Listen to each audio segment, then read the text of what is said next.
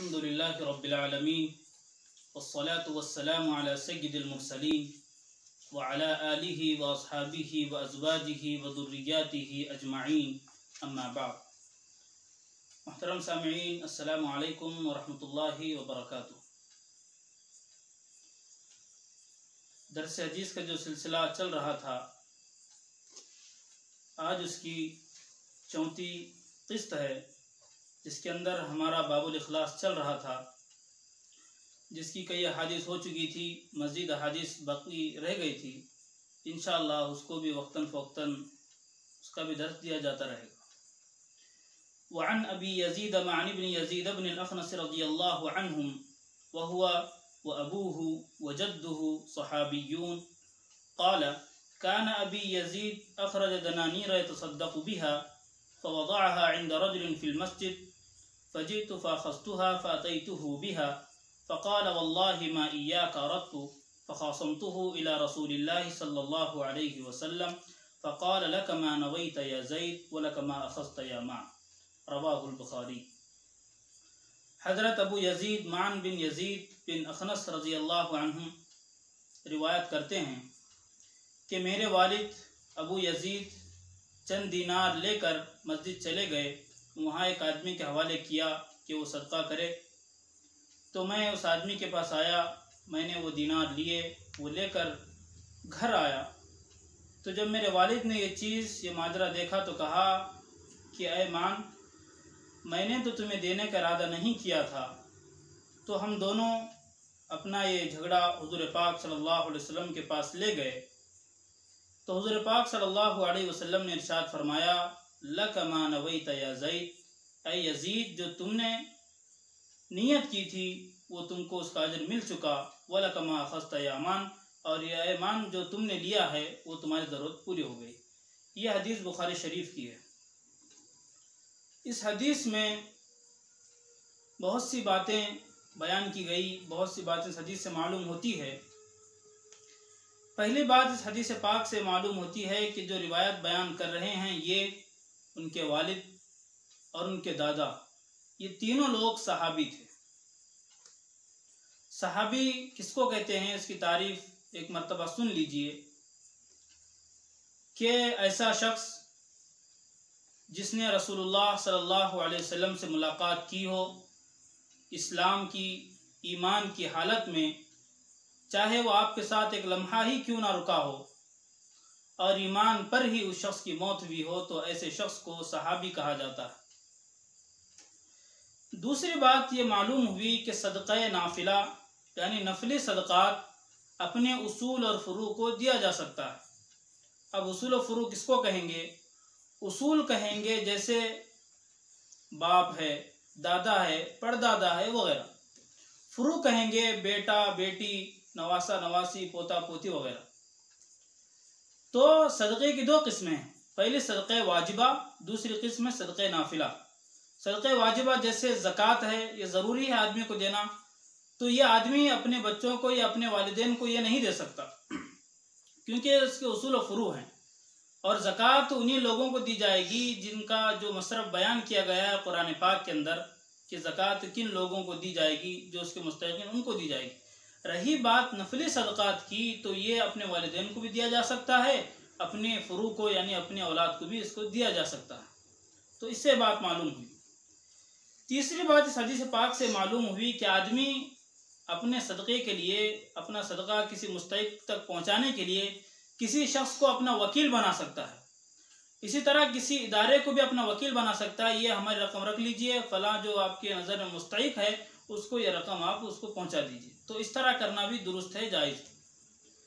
चौथी बात जो मालूम हुई हदीस पाक से वो ये है कि मस्जिद के अंदर बैतुल माल कायम किया जा सकता है, जैसे आमतौर पर आजकल हो रहा है और होना भी चाहिए कि मसाजिद के अंदर बैतुल माल कायम किया जाए। जो मोहल्ले वालों की ज़रूरतें हैं, जो मुस्तहिक़ अफराद हैं, उनके अंदर माल वगैरह जो भी राशन वगैरह है उन्हें तकसीम किया जाए। उसके बाद आखिरी बात जो इस बाब से ताल्लुक़ रखती है वो ये है, लक मा नवैत या यज़ीद व लक मा अख़ज़्त या मा, जो इस बाब से ताल्लुक़ है जिसका बाबुल इख़लास व इज़हार निय्यत से, कि फरमाया यज़ीद कि हुज़ूर पाक सल्लल्लाहु अलैहि वसल्लम ने फरमाया, यज़ीद जो तुमने नियत की थी कि तुम्हारा सदका अल्लाह के यहाँ कबूल हो जाए, तुमने जो नीयत की थी उसका सवाब तुम्हें मिल चुका है। और उनके बेटे की तरफ इशारा करके फरमाया, ऐ ईमान जो तुमने लिया है तुम्हारी उससे ज़रूरत पूरी हो चुकी है। यानी बाप ने जो नीयत की थी उस पर अजर सवाब भी मिला, और बेटे ने जो माल हासिल किया था सदक़े का, तो बेटे की उसकी ज़रूरत भी पूरी होगी। तो ये बात इस हदीस पाक से मालूम हुई। उसके बाद छठी हदीस है, ये बड़ी लंबी हदीस और इस तफसील तलब हदीस है। इंशाअल्लाह इसको अगले हफ्ते हम तफसील के साथ इसको बयान करेंगे। उसके बाद एक छोटी सी हदीस है, उसको पहले बयान किया जाए। वअन अबी हुरैरह अब्दुर्रहमान इब्न सख्र रज़ियल्लाहु अन्हु क़ाल क़ाल रसूलुल्लाह सल्लल्लाहु अलैहि वसल्लम इन्नल्लाह ला यंज़ुरु इला अजसामिकुम वला इला सुवरिकुम वलाकिन यंज़ुरु इला क़ुलूबिकुम, रवाहु मुस्लिम। हज़रत अबू हुरैरा रज़ियल्लाहु अन्हु से रिवायत है, फरमाते हैं कि हुज़ूर पाक सल्लल्लाहु अलैहि वसल्लम ने इरशाद फरमाया, अल्लाह रब्बुल आलमीन तुम्हारे जिस्मों को नहीं देखता, ना ही तुम्हारी सूरतों को देखता है, बल्कि उसकी निगाह तो तुम्हारे दिलों पर है। यह हदीस मुस्लिम शरीफ की है। सबसे पहली बात, इसके रावी जो हैं हज़रत अबू हुरैरा रज़ियल्लाहु अन्हु हैं। इनके नाम के सिलसिले में बहुत से अक़वाल मिलते हैं, बहुत इनके नाम के सिलसिले में इख्तलाफ है। बाद हजरात ने 135 तक इनके नाम बताए, यानी ये भी हो सकता, ये भी हो सकता, ये भी हो सकता। लेकिन जो सबसे ज़्यादा सही बात है वो ये है कि इनका नाम अब्दुर्रहमान है।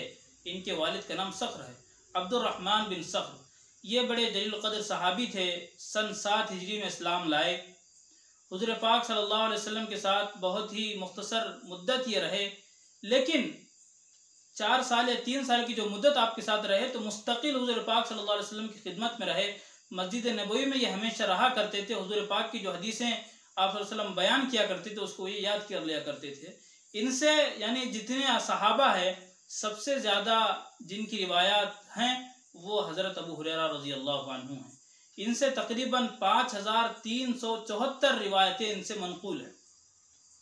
तो ये इनका मुख्तसर सा तारुफ हो गया, हदीस का तर्जुमा भी हो गया। अब इसकी मुख्तसर तशरीह ये है कि इस हदीस पाक में हुज़ूर पाक सल्लल्लाहु अलैहि वसल्लम ये बताना चाहते हैं कि अल्लाह ताला की यहाँ मकबूलियत का दारो मदार आदमी के जिस्म का डील डोल होना, उनकी सूरतों का, उनकी शक्लों का अच्छा होना, ये अल्लाह रब्बुल आलमीन के नज़दीक कबूलियत का मदार नहीं है, बल्कि कबूलियत का मदार जो अल्लाह रब्बुल आलमीन के नज़दीक है वो ये है कि आदमी का दिल सही हो। हुस्ने नीयत और इखलास जिसको हम लोग कहते हैं कि इखलास और हुस्ने नीयत जब होगी तो उसी वक्त आदमी का अमल अल्लाह के नज़दीक कबूल होगा। तो इससे बात मालूम हुई कि बैक वक्त अमल का और नीयत का सही होना दुरुस्त है, क्योंकि इन दोनों चीज़ों का एक दूसरे पर इन्हिसार है। अमल जब ही सही होगा जब दिल सही होगा। इसी को इस हदीस में एक रिवायत में इस तरह हज़रत सल्लल्लाहु अलैहि वसल्लम ने बयान फरमाया, अला इन्न फिल जसद मुज़ग़ा इज़ा सलह सलहल जसद कुल्लु व इज़ा फसदत फसदल जसद कुल्लु अला वहियल क़ल्ब।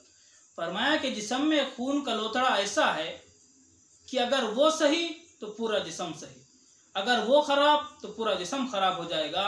तो याद रखो वो लोथड़ा दिल है। जिस तरह हम देखते हैं कि इंसान की ज़िंदगी का पूरा दारो मदार उसके दिल पर होता है। अगर आदमी दिली एतबार से कमज़ोर है तो फिर उसका पूरा जिस्म कमज़ोर होगा। आजकल जो कसरत से अमवात हो रही हैं, लोग इंतकाल कर रहे हैं हार्ट अटैक की वजह से, तो ये वही है कि जब दिल आदमी का सही नहीं होगा तो आदमी का जो जिस्म होगा वो बिल्कुल फासिद हो जाएगा, किसी काम का नहीं रहेगा। तो जिस तरह आदमी के जिस्म में दिल को जो मकाम हासिल है, ठीक वही मकाम अमल के अंदर है। अमल के अंदर नीयत का है। जब तक आदमी जो अमल करता है उसमें सही नीयत नहीं होगी, हुस्ने नीयत नहीं होगी, इखलास नहीं होगा, तब तक वो अमल भी अल्लाह के नज़दीक कबूल नहीं होगा। तो इससे बात मालूम हुई कि आदमी के अंदर इखलास और हुस्ने नीयत दो चीज़ें रहनी चाहिए। दोनों एक ही चीज़ें हैं, अलग अलग इसका मफ़हूम है। तो अगली हदीस है, वअन अबी मूसा अब्दुल्लाह इब्न क़ैस अल-अशअरी रज़ियल्लाहु अन्हु क़ाल सुइल रसूलुल्लाह सल्लल्लाहु अलैहि वसल्लम अनिर रजुलि युक़ातिलु शजाअतन व युक़ातिलु हमियतन व युक़ातिलु रियाअन अय्यु ज़ालिका फ़ी सबीलिल्लाह फ़क़ाल रसूलुल्लाह सल्लल्लाहु अलैहि वसल्लम मन क़ातल लितकून कलिमतुल्लाहि हियल उलिया फ़हुव फ़ी सबीलिल्लाह मुत्तफ़क़ुन अलैह। यह रिवायत हज़रत अबू मूसा अब्दुल्ला बिन कैस अशअरी रज़ी अल्लाहु अन्हु से मरवी है, फरमाते हैं कि एक मरतबा हुज़ूर पाक सल्लल्लाहु अलैहि वसल्लम से पूछा गया कि एक आदमी है जो बहादुरी के लिए लड़ता है, और एक आदमी है जो हमीयत के खातिर लड़ता है, और एक आदमी है जो रियाकारी के लिए लड़ता है। तो पूछा गया कि इसमें से कौन है जो अल्लाह के रास्ते में जंग करने वाला या जिहाद करने वाला माना जाएगा। तो हुज़ूर पाक सल्लल्लाहु अलैहि वसल्लम ने इरशाद फरमाया, जो इस मकसद से लड़ेगा कि अल्लाह का कलिमा बुलंद हो जाए, तो वही अल्लाह के रास्ते में लड़ने वाला, जिहाद करने वाला मुजाहिद माना जाएगा। तो इस हदीस पाक में ये बताया गया कि अमल वही मकबूल है जो सिर्फ अल्लाह की रज़ा के लिए किया जाए, जो सिर्फ अल्लाह की खुशनुदी के लिए किया जाए। जिहाद जैसा मोहतम बिशान अमल, इतने ऊंचे दर्जे का अमल, अगर इसके अंदर भी आदमी की नीयत सही नहीं होगी तो उसका ये जिहाद करना भी अल्लाह के नज़दीक कबूल नहीं होगा। देखिए, जिहाद एक ऐसी चीज़ है कि आदमी अपनी जान को उसमें दाव पे लगा देता है, और आदमी को यकीन भी नहीं होता कि वो जंग से वापस लौटेगा, सही सलामत जिंदा लौटेगा या नहीं लौटेगा, इसका भी आदमी को पता नहीं रहता। अपनी जान को आदमी उसमें खपा देता है, अपनी जान को अल्लाह यानी उसके रास्ते में खपा देता है। तो ये इतना मोहतम बिशान अमल है। अगर ये अमल भी अल्लाह की रजामंदी के लिए नहीं बल्कि रियाकारी के लिए या दिखाने के लिए या किसी और मकसद के लिए आदमी लड़ेगा, तो उसका ये मोहतम बिशान अमल भी अल्लाह की बारगाह में कबूल नहीं होगा। तो बात मालूम हुई कि अमल चाहे जितना बड़ा हो, जब तक इखलास नहीं होगा, अमल चाहे जितना छोटा हो, जब तक इखलास उसके अंदर नहीं होगा, हुस्न नियत जब तक उसके अंदर नहीं होगी, तो आदमी का कोई अमल अल्लाह की बारगाह में कबूल नहीं होगा। अल्लाह रब्बुल आलमीन से दुआ है, अल्लाह ताला हम तमाम को इखलास की दौलत से माला माल फरमाए। व आखिर दावाना अनिल हम्दुलिल्लाहि रब्बिल आलमीन।